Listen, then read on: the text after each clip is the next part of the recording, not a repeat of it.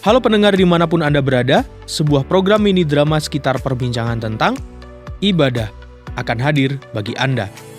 Satu bahasan yang menarik dan menantang untuk menjadi perenungan dari sebuah diskusi ringan kaum pria. Tidak usah menunggu terlalu lama, mari kita menyimak bersama bahasan yang menarik ini.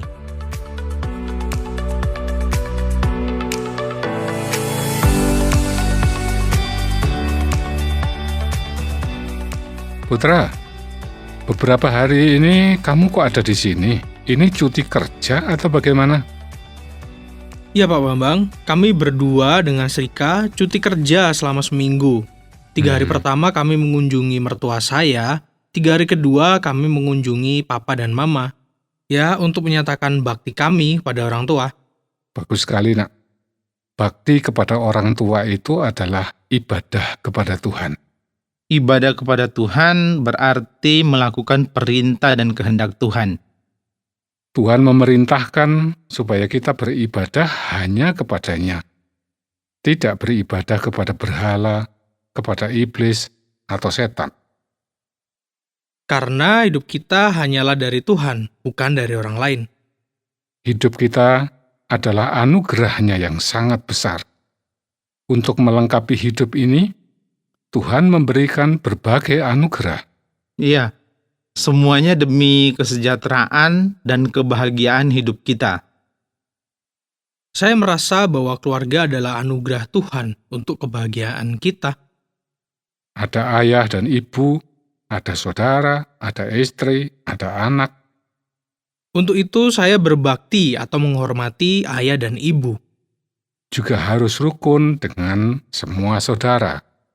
Mencintai istri dan juga menyayangi anak. Tuhan juga menganugerahkan sesama manusia.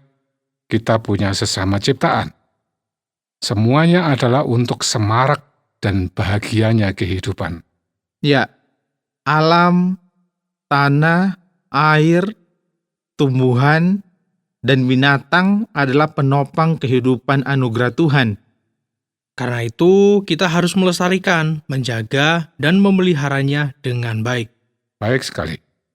Selain itu, untuk kenyamanan hidup bersama, untuk keamanan beribadah, Tuhan juga menganugerahkan negara atau pemerintah kepada kita. Pemerintah itu ditetapkan oleh Tuhan. Karena itu, kita harus bersyukur kepada Tuhan atas pemerintah negara kita.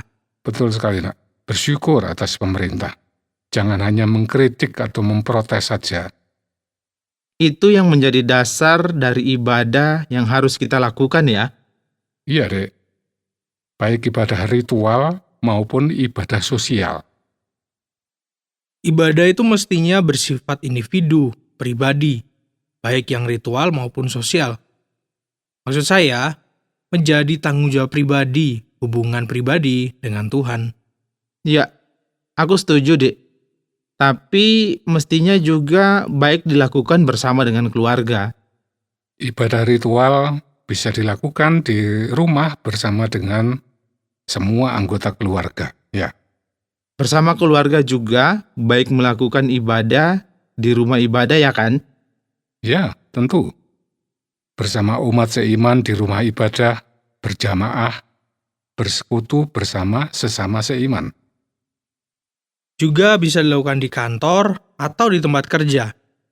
Ya, di sawah, di ladang, di pantai, sesuai dengan kepentingannya. Ada yang melakukannya di lapangan atau stadion, di hotel, dan bahkan di mall. Ada perbedaan yang cukup mencolok antara ibadah ritual dengan ibadah sosial. Menurut saya, di dalam ibadah ritual, kita menyembah dan memuji Tuhan yang Maha Besar. Setuju banget, Dek. Di dalam ibadah ritual, kita juga bertobat, menyerahkan segala dosa dan keburukan kita kepada kuasa pengampunannya.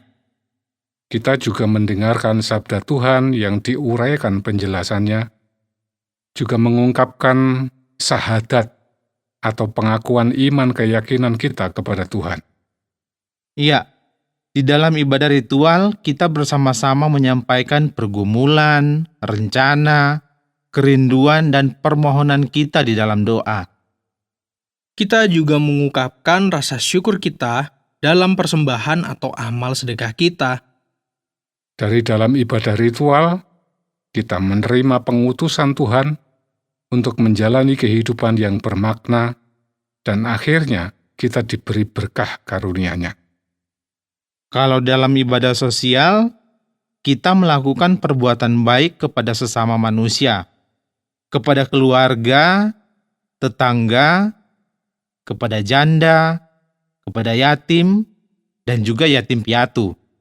Terutama kepada yang menderita, yaitu yang sakit, yang tertimpa bencana atau musibah, kepada yang miskin, yang tunawisma. Itu kan menjadi bukti kasih dan kepedulian kita kepada sesama. Di dalam ibadah sosial, kita melakukan perbuatan yang baik kepada dan untuk alam lingkungan kita, kepada tumbuh-tumbuhan, kepada binatang, kepada air, tanah, udara. Mereka semua adalah ciptaan Tuhan untuk kita. Merusak, mencemari, apalagi memunahkan mereka, sama dengan tidak beribadah kepada Tuhan, Sang Pencipta. Wah, super sekali, Dik. Di dalam ibadah sosial, kita mestinya melakukan perbuatan baik kepada negara. Berarti, memecah belah negara, meresahkan negara, mengacaukan negara, merampas atau mengkorupsi milik negara, sama dengan tidak beribadah kepada Tuhan ya. Wah, ini juga sama supernya ini. Kita juga harus melakukan perbuatan baik kepada masyarakat sebagai wujud ibadah sosial kita. Bagaimana wujud konkretnya ya, Pak? Ya, di antaranya misalnya disiplin berlalu lintas, membuang sampah pada tempatnya, atau memilah sampah, mengusahakan atau menjaga kerukunan dengan semua orang dari semua golongan. Oh ya, jelas sekali. Berarti kita juga melakukan perbuatan baik kepada penganut agama lain, kelompok lain, atau kepada lembaga lain. Betul sekali, Dek.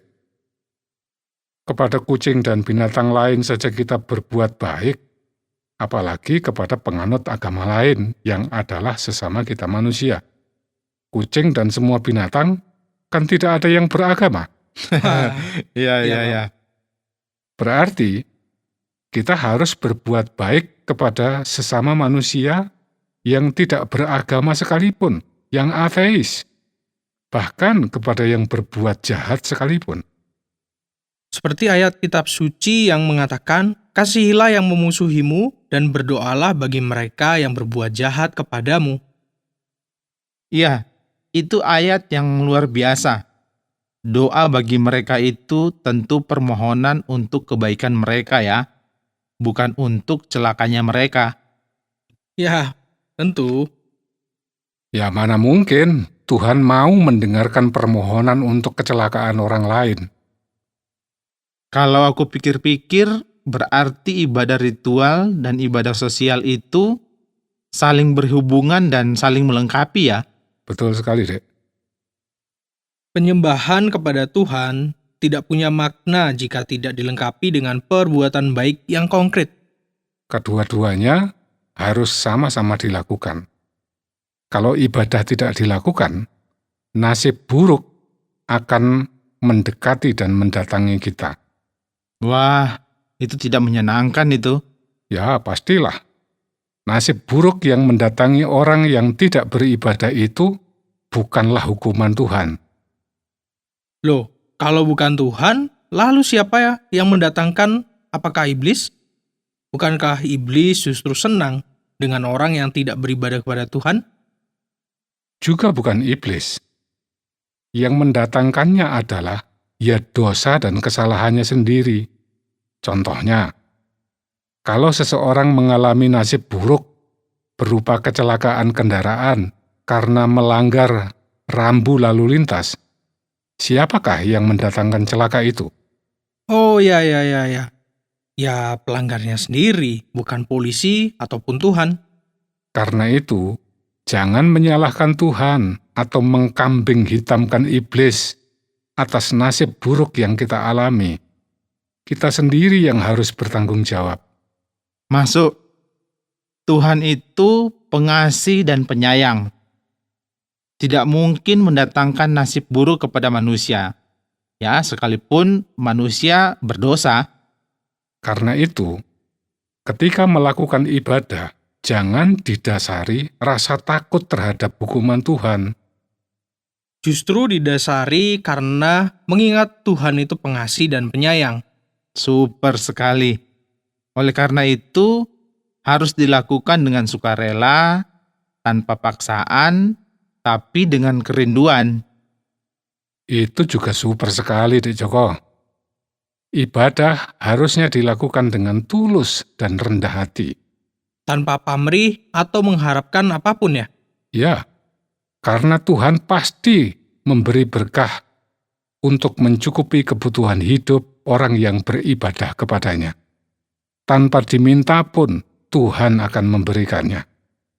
Ibadah dengan rendah hati itu terus bagaimana, Mas Putra? Kok agak sulit ya saya menjelaskannya. Menurutku begini, beribadah itu jangan dilakukan untuk pamer atau menunjukkan kesalehan diri, atau untuk dilihat dan dipuji oleh orang lain.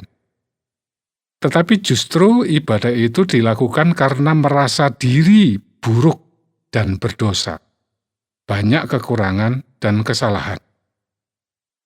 Pak Bambang ini memang cerdas dan bijaksana sekali. Betul sekali, Mas Putra. Itu adalah karunia Tuhan. Tuhan itu suka sekali kepada orang yang tulus dan rendah hati.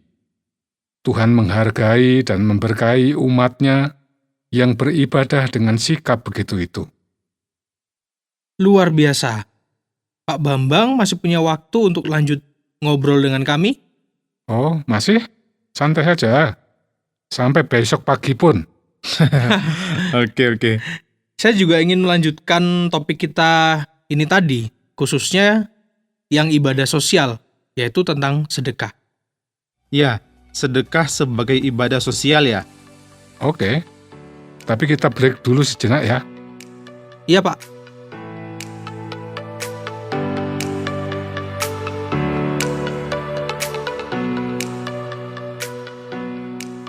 Sahabat pria pemberani, demikian tadi obrolan tentang ibadah. Semoga obrolan yang singkat tadi bermanfaat dan menjadi wawasan untuk diperhatikan supaya menjadi suami yang setia. Pria pemberani, terus maju dan berjuang. Terima kasih atas partisipasi Anda. Sampai jumpa kembali dalam topik yang berbeda dan menarik di dalam program yang akan datang. Jika Anda memiliki pertanyaan atau ingin memberi respon terhadap topik yang berhubungan dengan program ini, silakan menyampaikan melalui WhatsApp ke nomor 081 333 777 386. Sampai jumpa.